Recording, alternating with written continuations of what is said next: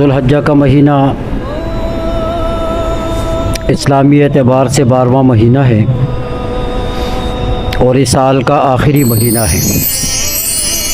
اس مہینے پر اسلامی سال کا اختتام قرآن کریم میں اللہ تبارک و تعالی نے ایک جگہ ارشاد فرمایا ہے، ان عدۃ الشہور عند اللہ 12 شہرا فی کتاب اللہ یوم خلق السماوات والارض منها 4 حرم ذالک الدین القیم، کہ اللہ رب العزت کے نزدیک سال کے جو مہینے ہیں اس کی جو گنتی ہے وہ 12 پر مشتمل ہیں، کہ سال کے 12 مہینے اللہ رب العزت کے ہاں متعین اور مقرر ہیں۔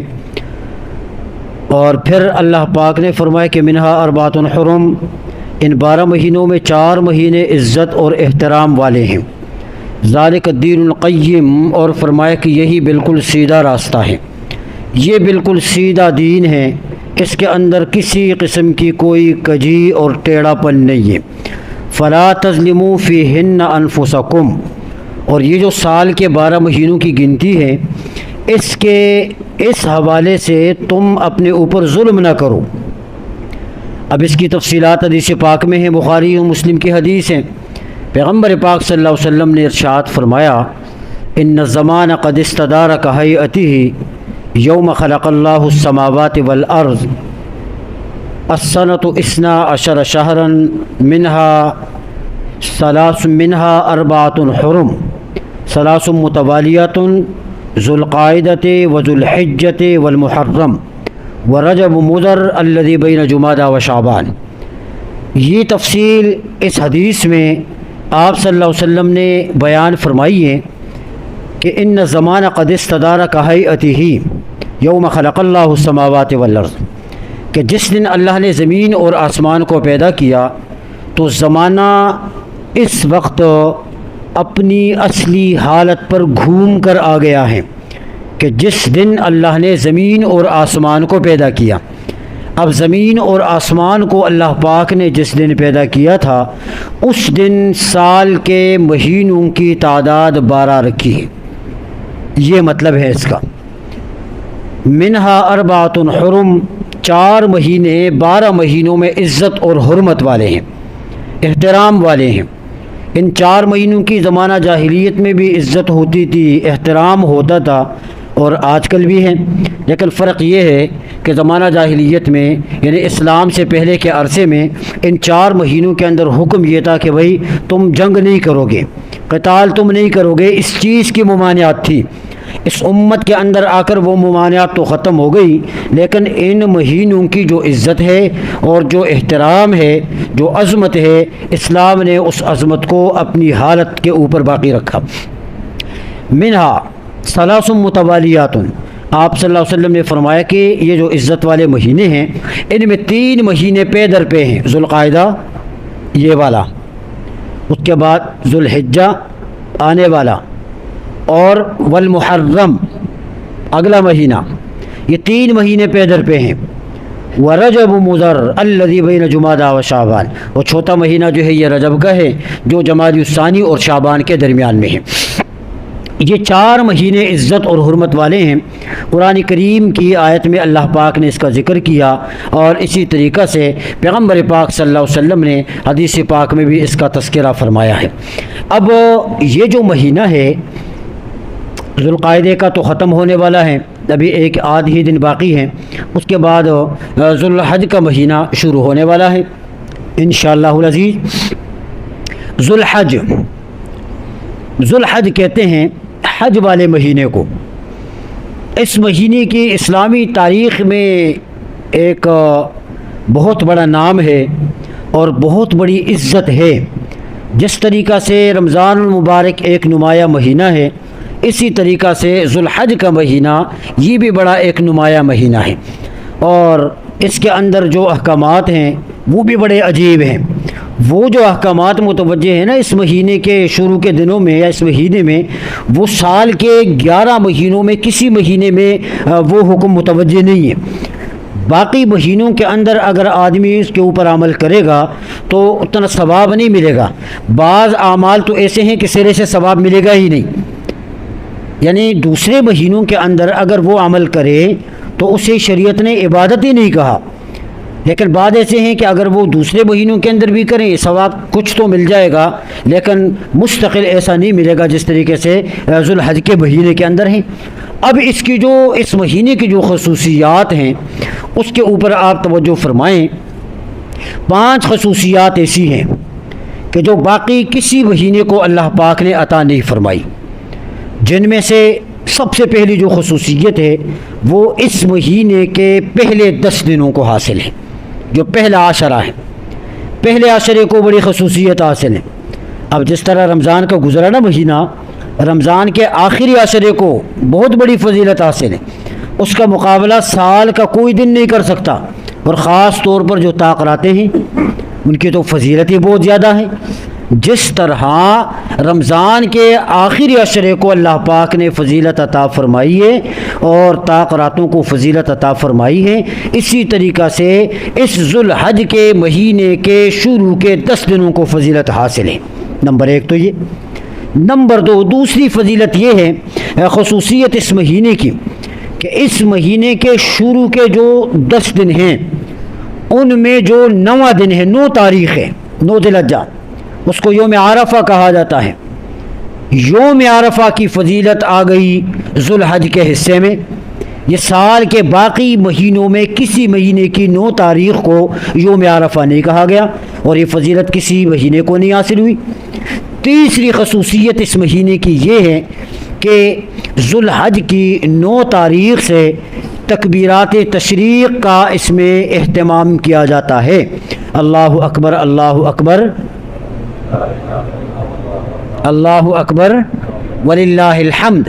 یہ جو تکبیرات تشریق ہیں یہ صرف اس مہینے کی خصوصیت ہے، باقی کسی مہینے کی 9 تاریخ کو اس کا حکم نہیں دیا گیا۔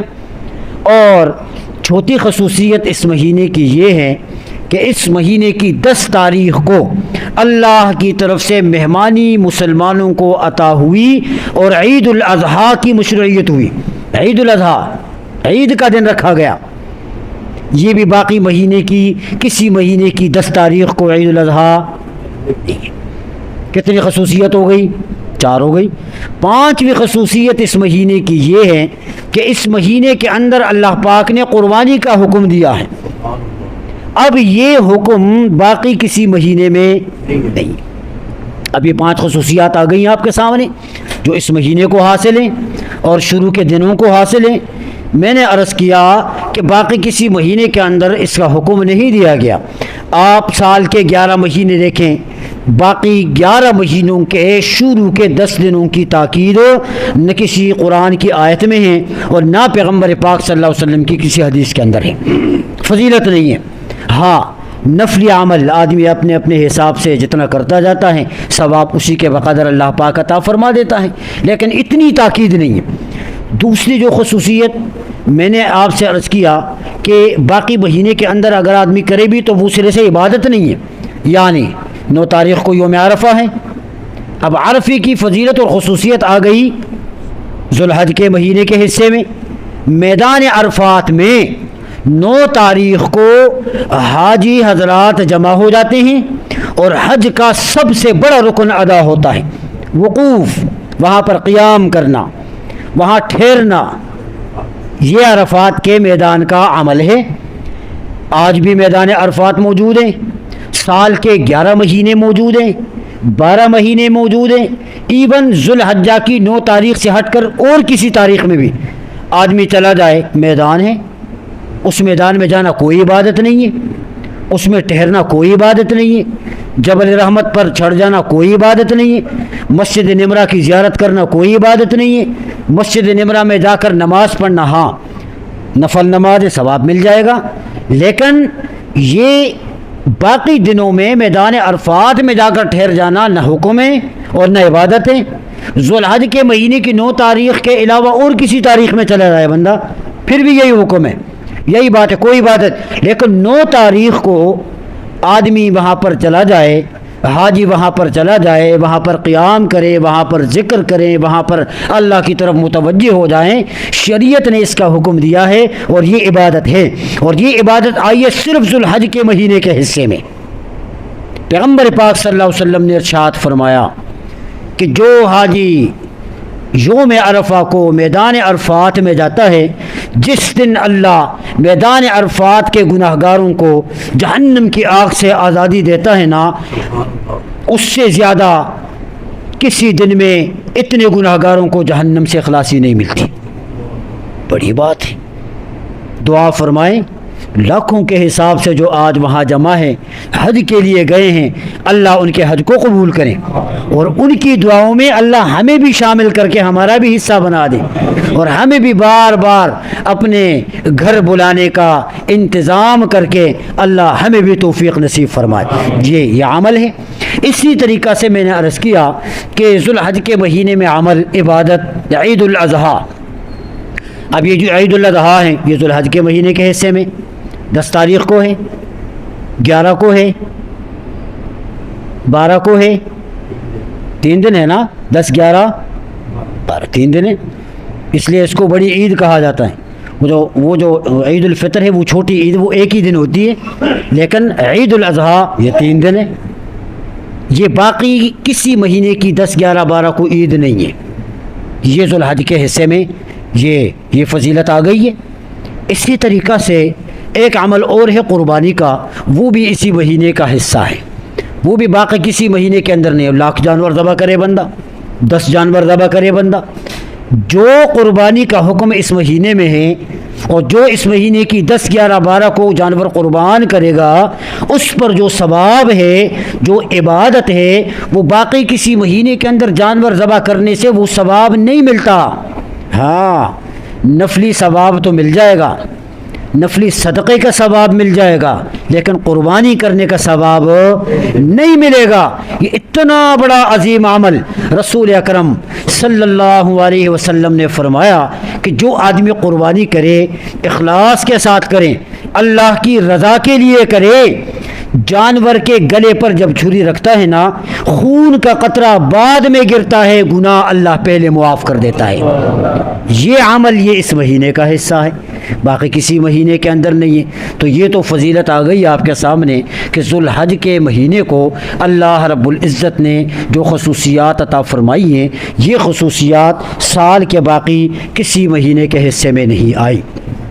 اب اگلی جو بات ہے، ذوالحج کے مہینے کا جو عشرہ ہے پہلا، اس عشرے کی فضیلت کیا ہے؟ قرآن کریم کی جو آیات میں نے آپ کے سامنے پڑھی ہیں، اس میں اللہ تبارک و تعالی نے فرمایا والفجر ولیال عشر والشفع والوتر، یہ قسمیں اللہ پاک نے کھائی ہے۔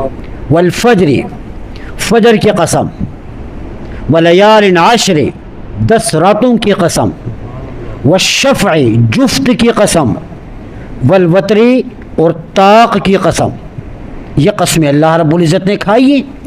اب صحابہ کرام نے پیغمبر پاک صلی اللہ علیہ وسلم سے ان آیات کی جو تشریحات سنی ہیں، امت کو بتائیے کہ بھئی اس کا مطلب کیا ہے، فجر کا مطلب کیا ہے، 10 راتوں کا مطلب کیا ہے، جفت کا مطلب کیا ہے، طاق کا مطلب کیا ہے۔ حضرت عبداللہ ابن عباس رضی اللہ تعالی عنہما ارشاد فرماتے ہیں، امام ابو داود رحمۃ اللہ علیہ نے حدیث پاک جو ہے وہ نقل کی ہے کہ حضرت عبداللہ ابن عباس رضی اللہ تعالی عنہ فرماتے ہیں کہ آپ صلی اللہ علیہ وسلم نے فرمایا کہ ما من ایام العمل الصالح فیہا احب الی اللہ من هذه الایام، یعنی ایام العشرین، کہ پیغمبر پاک صلی اللہ علیہ وسلم نے فرمایا کہ بھئی یہ جو ذی الحجہ کے شروع کے 10 دن ہیں، ان 10 دنوں کے اندر آدمی جو بھی نیک عمل کرتا ہے، اللہ رب العزت کو سب سے زیادہ محبوب ہوتا ہے، وہ بہت محبوب ہے اللہ کو، اس کی بہت بڑی قدر ہے، بہت بڑی قیمت ہے۔ اب وہ اعمال کیا ہیں وہ آگے حدیث کے اندر اس کا میں ذکر کروں گا۔ یہ تو ایک حدیث آپ کے سامنے آ گئی کہ پیغمبر نے ان 10 دنوں کے اندر عبادت کرنے کا ثواب ذکر کیا ہے۔ اسی طریقہ سے حضرت جابر رضی اللہ تعالیٰ فرماتے ہیں کہ افضل ایام الدنیا ایام العشر، کہ دنیا کے دنوں میں سب سے افضل ترین جو دن ہیں یہ ذوالحج کے شروع کے 10 دن ہیں۔ ذوالحج کے شروع کے 10 دن دنیا کے دنوں میں سب سے افضل ترین دن ہیں۔ حضرت عبداللہ ابن عمر رضی اللہ تعالیٰ عنہما مسند احمد میں حدیث پاک نقل کرتے ہیں، فرمائے کہ ما من ایام اعظم عند اللہ، کہ اللہ کے نزدیک عظمت میں سب سے بلند اور عظیم ترین دن ذوالحج کے 10 دن ہیں، ذوالحج کے 10 دن ہیں یہ۔ اب وہ جو حضرت عبداللہ ابن عباس رضی اللہ تعالیٰ عنہما نے روایت نقل کی کہ ما من ایامن، کہ وہ دن اللہ کے نزدیک سب سے زیادہ پسندیدہ ہیں جن میں نیک اعمال کیے جائیں۔ وہ نیک اعمال کیا ہیں؟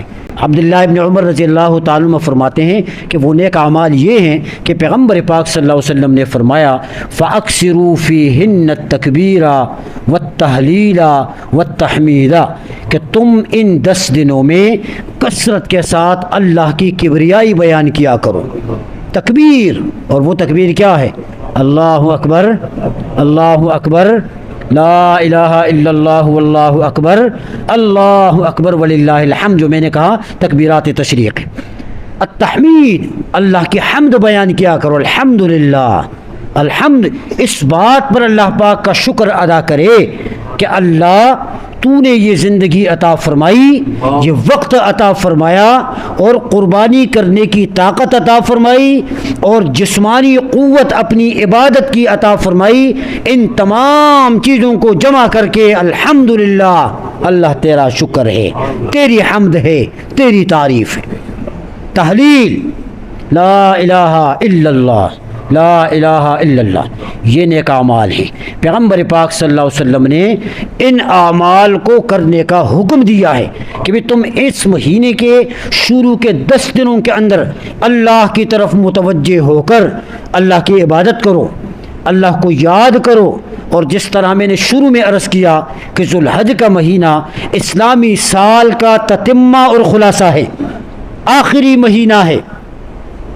1 سال انسان کی زندگی سے کم ہو گیا، عمر کے 1 سال کا حصہ کھٹ گیا، ختم۔ اب جو چیز آدمی سے چلی جائے خوشی ہوتی ہے، کوئی قیمتی چیز ہو کسی آدمی کے حصے میں ہو اور وہ اس سے چلی جائے تو آدمی کو خوشی ہوتی ہے۔ ہماری جیب سے تو 10 روپے کا اگر نوٹ بھی گم ہو جائے نا، وہ ہم کھانا نہیں کھاتے ہیں، پھر اتنے میں تکلیف ہو جاتی، ہوتی نہیں ہوتی؟ ہوتی ہے نا۔ بڑی قیمتی چیز اگر آدمی سے گم ہو جائے، زندگی، وقت، یہ کتنا بڑا، کتنی قیمتی چیز ہے، یہ کتنی قیمتی چیز ہے۔ ایک ایک لمحہ کتنا قیمتی ہے، اس کا تو ہمیں احساس نہیں ہے، اس کا تو ہمیں اندازہ نہیں ہے، لیکن جو منو مٹی کے نیچے خاموش کالونی میں قبرستان میں گئے ہیں، ان سے کوئی جا کے پوچھے کہ زندگی کے ایک لمحے کی قیمت کیا ہے۔ اور میں نے پچھلے جمعے شاید عرض کیا تھا آپ سے کہ حضرت داؤد علیہ السلام، داؤد علیہ السلام کو عمر کا 40 سال ملے تھے نا، یاد ہے آپ کو؟ وہ کس کی عمر سے ملے تھے؟ آدم علیہ السلام کی عمر سے۔ اور جب پھر آدم علیہ السلام کے پاس ملک الموت آیا کہ بھی اللہ کی طرف سے بلاوا ہے، تو انہوں نے کیا کہا کہ ایک ایک دن کو گن کے رکھا ہے، اللہ نے 1000 سال عمر رکھی ہے، اب تو 40 سال باقی ہے، بابا چلے جاؤں۔ وہ پھر اللہ کے پاس گیا کہ اللہ، آدم علیہ السلام تو یوں، اللہ نے فرمایا جاؤ یاد کراؤ ان کو کہ جب عالم ارواح میں بات ہو رہی تھی نا، حضرت داؤد علیہ السلام کی پیشانی کی چمک کو دیکھ کر تم نے ہی تو کہا تھا کہ اللہ عمر بڑی کم ہے، پوچھا کتنی ہے، میں نے کہا 60 سال ہیں، تو تم نے کہا کہ 60 سال تو بہت کم ہے، مجھے 1000 عمر دیے، ان کو 60 سال دیے، تو لہذا 40 سال میرے حصے سے ان کو دے دیں۔ وہ تو تم نے دے دیا، وہاں تو ہماری بات ختم ہو گئی۔ پیغمبر، میں عرض یہ کر رہا ہوں کہ عمر اور زندگی سب سے بڑی نعمت ہے، اس کا احساس اور اندازہ زندہ لوگوں کو نہیں ہو سکتا۔ ہاں، ایک معمولی سا احساس ہو جاتا ہے آدمی کو کہ جب آدمی بستر کا مہمان بن جاتا ہے نا، وہ پھر پھر نہیں سکتا، وہ مسجد آ کر کھڑے ہو کے نماز نہیں پڑھ سکتا، وہ روزہ نہیں رکھ سکتا، وہ کوئی اور عبادت نہیں کر سکتا، اسے تھوڑا سا افسوس ہوتا ہے، تھوڑا سا افسوس ہوتا ہے کہ کاش اللہ نے صحت دی ہوتی، میں مسجد جاتا، نماز پڑھتا، میں قرآن کی تلاوت کرتا، میں روزہ رکھتا، میں یہ کرتا، میں یہ کرتا، میں یہ کرتا۔ دعا کرو اللہ عافیت اور صحت والی زندگی ہم سب کو نصیب فرمائے۔ تو میں یہ عرض کر رہا تھا کہ بھائی یہ جو زندگی ہے یہ بہت بڑی قیمتی ہے، اس لیے فرمائے کہ بھائی دنیا کے دنوں میں سب سے افضل ترین اور بہترین جو دن ہیں یہ ذی الحجہ کے اس مہینے کے شروع کے دن ہیں، اس لیے کثرت کے ساتھ اللہ کی عبادت آدمی کرے۔ اور عبادت کرنے کا مطلب یہ بھی نہیں ہوتا کہ آدمی 100 رکعت نفل نماز پڑھے تو عبادت شمار ہوگی، پورا قرآن ختم کرے گا تو عبادت شمار ہوگی، کم میں کوئی اس طریقے سے ایسا کچھ نہیں ہے۔ ہاں یہ اپنی طاقت کے اوپر ہے۔ حضرت زینب رضی اللہ تعالی عنہ مسجد نبوی میں ہیں، اس نے ستون کے ساتھ اپنے کو باندھ کے رکھا ہوا تھا رسی سے، آپ صلی اللہ علیہ وسلم تشریف لے کر آ گئے، دیکھا تو ستون کے ساتھ اپنے آپ کو باندھ کے رکھا ہوا ہے۔ آپ صلی اللہ علیہ وسلم نے پوچھا زینب یہ کیا ہے؟ اس نے کہا یا رسول اللہ میں عبادت کرتی ہوں نا مجھے نیند آ جاتی ہے، تو اس لیے میں نے اپنے آپ کو باندھ کے رکھا ہے کہ میں جو ہے نا پھر یہ وہ حرکت کروں گی تو مجھے نیند نہیں آئے گی۔ آپ صلی اللہ علیہ وسلم نے کیا فرمایا؟ آپ صلی اللہ علیہ وسلم نے فرمایا کہ عبادت اس چیز کا نام نہیں ہے، یہ انسانی طبیعت کے نشاط کا نام ہے، تازگی کا نام ہے، جب تک دل چاہے کرو، جب دل نہ چاہے آرام کر لو، اور یہ آرام کرنا اس سے انسان کی زندگی کو قوت مل جاتی ہے، آدمی تازہ ہو جاتا ہے، پھر اگلے وقت کے لیے ریلیکس ہو جاتا ہے، وہ جا کر عبادت کر رہے۔ اس لیے مطلب یہ ہے کہ بھئی کچھ نہ کچھ آدمی کرتا رہے، اللہ رب العزت کی کچھ نہ کچھ عبادت آدمی کرے، استغفار کریں، اللہ کا ذکر کریں، قرآن کی تلاوت کریں، نفل نماز جتنا بندے سے ہو سکے اس طریقے سے جو ہے یہ عبادت کے اندر یہ ہے کہ وہ حصہ لیں۔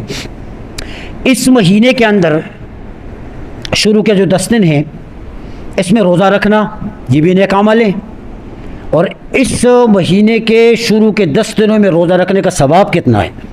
حضرت سعید ابن مسیب رحمۃ اللہ علیہ ترمذی شریف میں ان کی روایت امام ترمذی لے کر آتے ہیں، اور باقی کتابوں کے اندر بھی پیغمبر پاک صلی اللہ علیہ وسلم کی حدیث موجود ہیں کہ جس میں آپ صلی اللہ علیہ وسلم نے یہ ارشاد فرمایا کہ صیام کل یوم منہا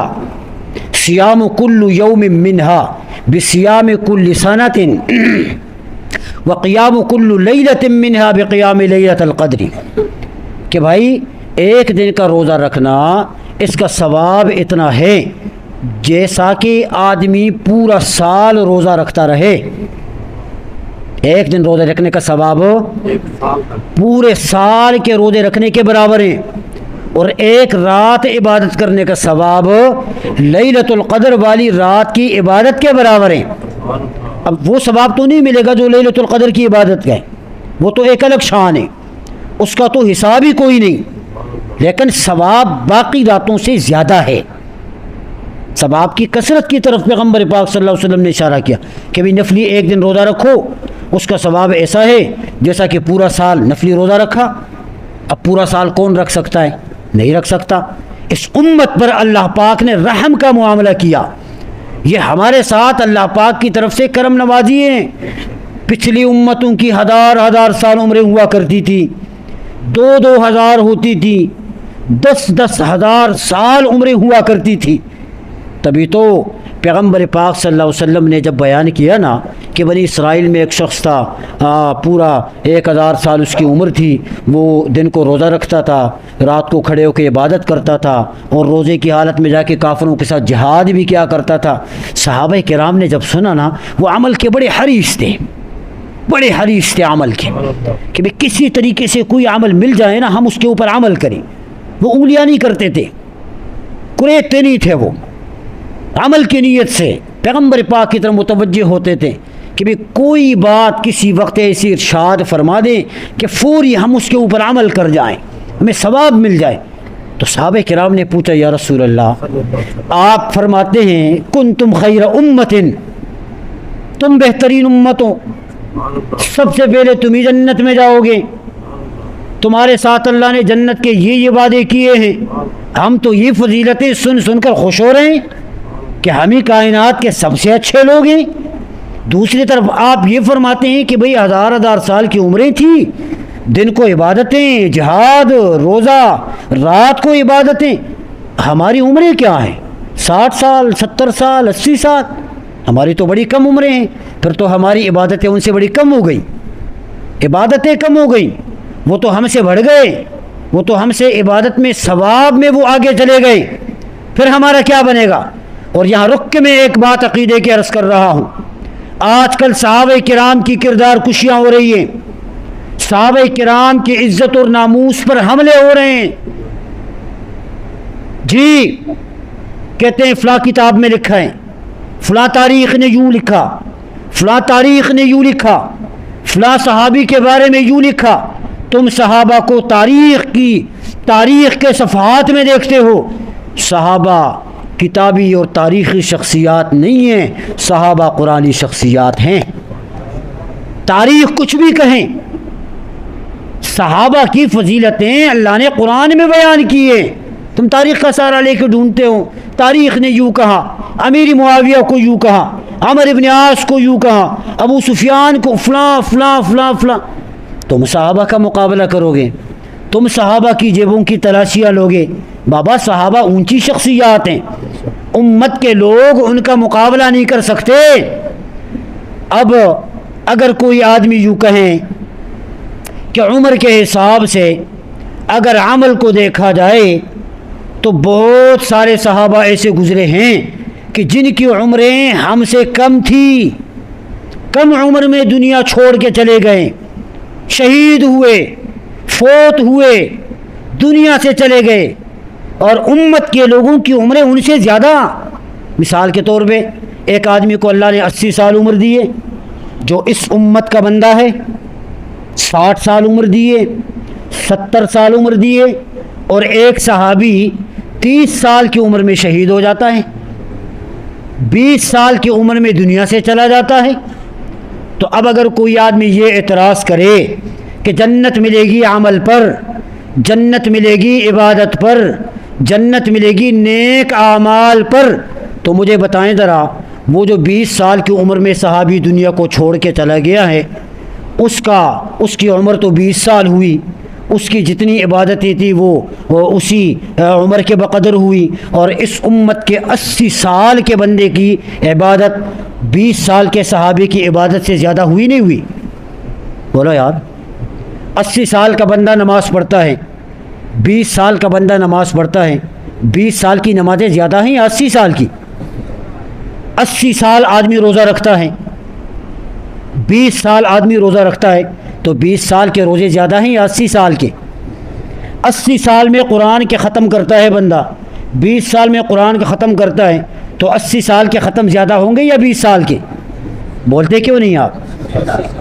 بولتے کیوں نہیں آپ؟ زور سے بولو. ہاں، جن کی عمر زیادہ ان کی نیکیاں، ان کی عبادت زیادہ.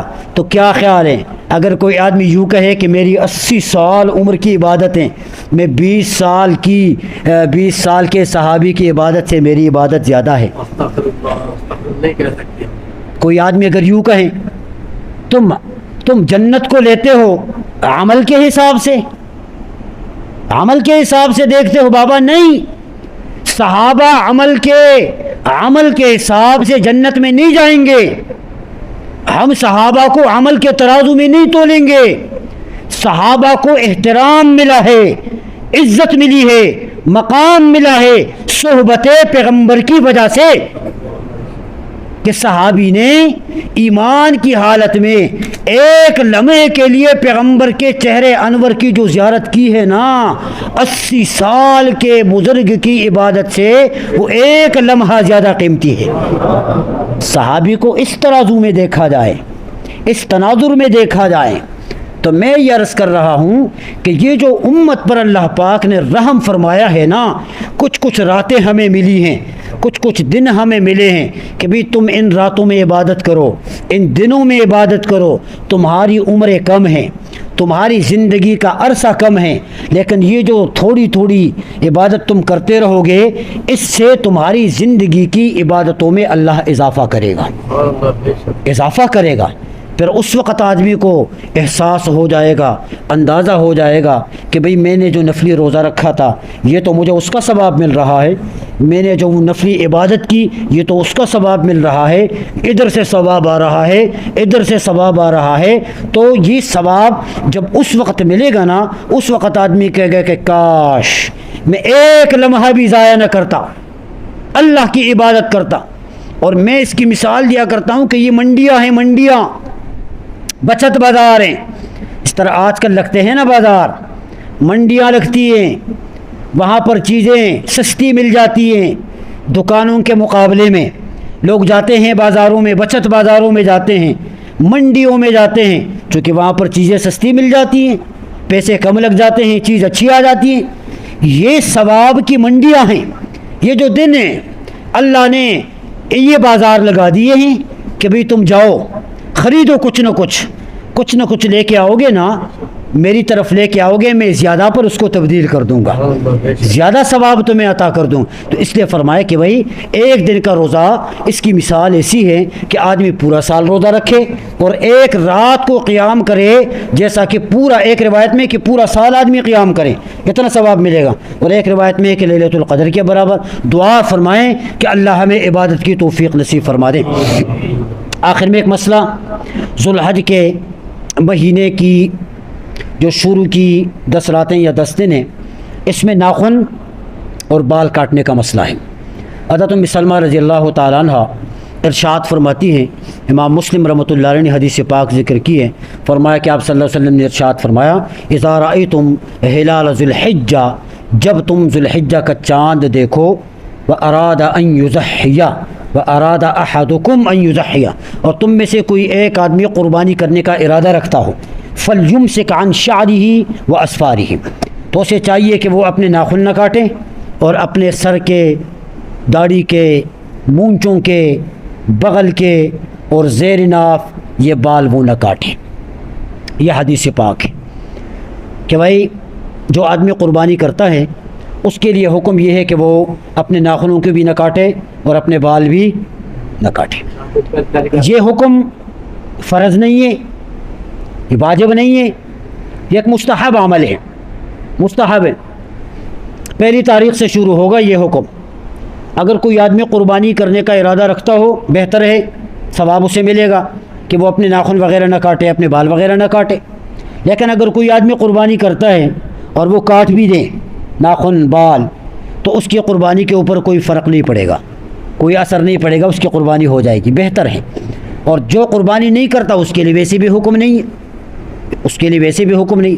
البتہ ایک اعتبار سے گنجائش میں ایک ثواب ہے کہ حاجی حضرات جو ہوتے ہیں ان کی ایک مشابہت ہو جاتی ہے کہ ان کو حکم ہے کہ وہ نہ کاٹیں، تو مشابہت کے اندر اگر کوئی آدمی کرے تو ثواب کی امید اور گنجائش جو ہے یہ ہے۔ لیکن اس طریقے سے یہ فرض اور واجب حکم جو ہے یہ اس طریقے سے نہیں۔ یہ مسئلہ سمجھ گئے آپ؟ سمجھ گئے؟ ایک مسئلہ اور ہے، یوم عرفے کا روزہ ہے، یوم عرفے کا 9 ذی الحج کا روزہ پیغمبر پاک صلی اللہ علیہ وسلم نے فضیلت بیان فرمائی۔ آپ صلی اللہ علیہ وسلم نے فرمایا کہ جو آدمی عرفے کے دن روزہ رکھے گا، احتسب علی اللہ یکفر السنۃ الماضیہ والسنۃ الباقیہ، میں اللہ سے امید کرتا ہوں کہ ایک سال گزشتہ اور ایک آنے والا سال، یعنی 2 سال کے گناہ اللہ معاف کر دے۔ اتنی بڑی بات ہے یار، 2 سال کے گناہ معاف ہو رہے ہیں ایک دن کا روزہ رکھنے سے، بڑی باتیں نہیں ہیں۔ کس کس کا ارادہ ہے انشاءاللہ؟ میرا بھی ارادہ ہے، اللہ مجھے بھی توفیق دے اور آپ حضرات بھی نیت فرما لے کہ اللہ آپ سب کو بھی توفیق دے۔ بہت بڑا سوال، اگلے سال پتہ نہیں کس کو اللہ زندگی دے کس کو نہ دے۔